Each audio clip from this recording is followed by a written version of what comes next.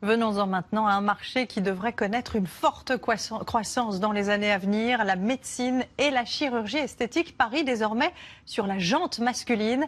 Pour un homme, s'attaquer à ces complexes n'est plus tabou. Regardez cette enquête de Dominique Lagrousse-Ampère, Sébastien Maloiseau et Giampiero D'Angeli.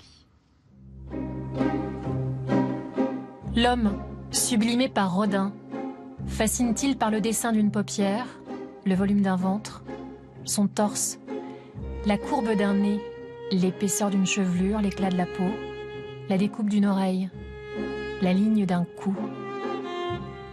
Et s'il fascinait par la somme de toutes ces imperfections? Je pique. À 49 ans, Mehdi n'est pas encore prêt à laisser le temps façonner son visage. Quand je regarde le miroir, je suis content d'avoir l'âge que j'ai. Et de bien vieillir, pour moi, c'est très important. C'est aussi naturel que d'aller chez le dentiste, de mettre de la crème hydratante tous les matins. Voilà, c'est un entretien permanent. Des séances d'injection de Botox pour combler les rides. Des traitements au laser pour atténuer les taches brunes sur le visage. Voilà.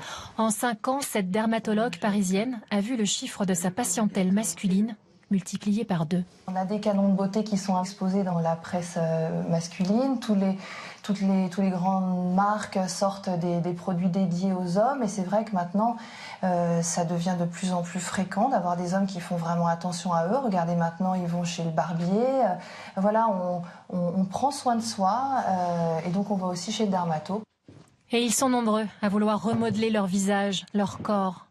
200 € pour un soin au laser. 400 pour une injection de Botox, jusqu'à 10 000 € pour modifier le profil d'un nez. Le secteur de la médecine esthétique est en pleine forme. L'année dernière, près de 7 milliards d'euros de chiffre d'affaires mondial. L'homme, la nouvelle cible à conquérir. Ce jour-là, l'invité d'honneur de ce congrès, l'un des plus importants dédié à la chirurgie et à la médecine esthétique, le docteur Kinney, une référence aux États-Unis. Il est l'un des premiers à avoir misé sur les hommes. Je n'ai jamais cru que l'homme arriverait à conquérir 50% du marché de l'esthétique, mais ce n'est pas impossible d'atteindre 25 à 30%. Actuellement, le marché de l'homme, c'est 10%. Alors vous imaginez le potentiel. Mais où commence le business? Et où s'arrête l'exigence médicale? Ce chirurgien plasticien est installé depuis 17 ans, spécialiste de la reconstruction du nez. 40% d'hommes figurent parmi ses patients. C'est un monsieur qui est venu me voir à la suite d'un accident qui avait occasionné une déviation du nez vers la gauche. Là, c'est un cas typique d'un homme qui vient parce qu'il est complexé par l'aspect de sa bosse. Ça, c'est un monsieur qui était gêné globalement par l'apparence de son visage. Chaque année, il refuse d'opérer la moitié des hommes qui se présentent à son cabinet, comme ce jeune homme. On est un certain nombre de patients, notamment un certain nombre d'hommes, viennent en quête d'une amélioration de leur nez, alors que leur problème est un problème intérieur, un problème psychologique, psychiatrique. Les opérer, c'est leur faire du mal, parce qu'ils ne seront jamais contents. Bonjour, bonjour. Des hommes en quête de perfection. Ce laboratoire, spécialisé dans le comblement des rides, a bien compris que la priorité était de décomplexer la jante masculine. Ce qu'on essaie en fait de faire à travers notre communication, c'est de démontrer que c'est plus un tabou, que la médecine esthétique n'est plus réservée uniquement pour les femmes. Briser les tabous, repousser les limites de la science. Ce laboratoire commercialise déjà des produits pour la chirurgie esthétique intime de la femme.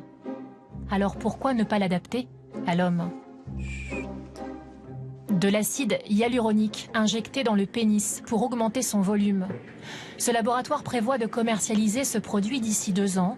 Seuls les médecins pourront réaliser ces injections. La première indication, elle est esthétique. Et la deuxième indication, il y a une indication plus physiologique sur des indications type éjaculation précoce, qui sont plus des indications médicales. La clientèle masculine a augmenté de 30% en 15 ans. Les moins de 35 ans sont les plus nombreux à avoir recours à la chirurgie esthétique. Auguste Rodin a écrit un jour « Il n'y a ni beau style, ni beau dessin. Il n'y a qu'une seule beauté, celle de la vérité. »